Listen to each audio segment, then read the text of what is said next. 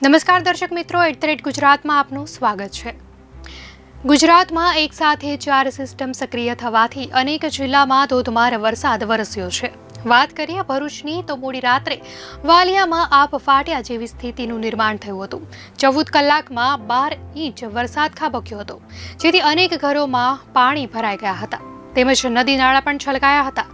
વાલિયાનું ડહેલી ગામ ભારે વરસાદમાં ડૂબી ગયું છે, ત્યારે પાલનપુરમાં ધોધમાર વરસાદના કારણે આંબાવાડી બેટમાં ફેરવાઈ ગયું છે।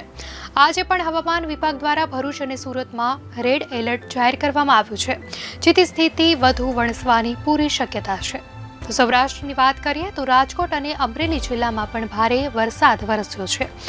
લાવેરી નદીમાં પૂર આવતા વીરપુરથી લીંબડિયા તરફ જવાના માર્ગ પર આવેલ દરગાહ પાસે લાવેરી નદીના પાણી પહોંચ્યા હતા। લાવેરી નદીના પાણી પહોંચતા દરગાહ તરફ જવાના માર્ગનો ગેટ જે છે તે અડધો ગેટ પાણીમાં ગરકાવ થયો હતો અને રસ્તો બંધ થયો હતો। રાજકોટમાં ભારે વરસાદ સાથે એક વૃક્ષ તૂટી પડવાની ઘટના સામે આવી છે। વોર્ડ નંબર 13 ખાતે તોતિંગ વૃક્ષ તૂટી પડ્યું હતું। ઝાડ તૂટી પડતા નીચે ઉભેલી રિક્ષાને નુકસાન પહોંચ્યું છે। તો સુરતના માંગરોળ અને ભરૂચ જિલ્લાની બોર્ડર પર આવેલા લીંબડી ફળિયું સંપર્ક વિહોણું બન્યું છે। સુરતમાં ઉધના નવસારી રોડ પર પાણી ભરાતા વાહન ચાલકોને ભારે હાલાકી થઈ રહી છે।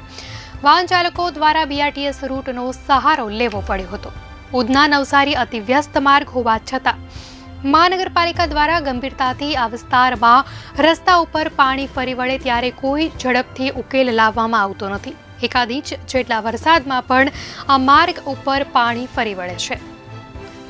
ઉકાઈ ડેમમાં સતત પાણીની આવક થઈ રહી છે। ઉકાઈ ડેમની સપાટી 336.18 ફૂટ છે।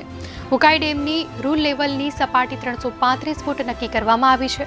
રૂલ લેવલ કરતા ઉપર પાણીની સપાટી પહોંચતા વહીવટીતંત્ર સતત પાણી છોડી રહ્યું છે। તો સુરતમાં તાપી નદી બંને કાંઠે વહેતી દેખાઈ રહી છે। હાલ વહીવટીતંત્ર દ્વારા ઉકાઈ ડેમમાં પાણીની આવક કરતાં પણ વધુ જાવક કરી દેવામાં આવી છે, જેથી કરીને ઉકાઈ ડેમના રૂલ લેવલની સપાટી જાળવી શકાય। રાજ્યના વિવિધ જિલ્લાઓમાં ક્યાંક મધ્યમથી ભારે તો ક્યાંક અત્યંત ભારે વરસાદની શક્યતા છે।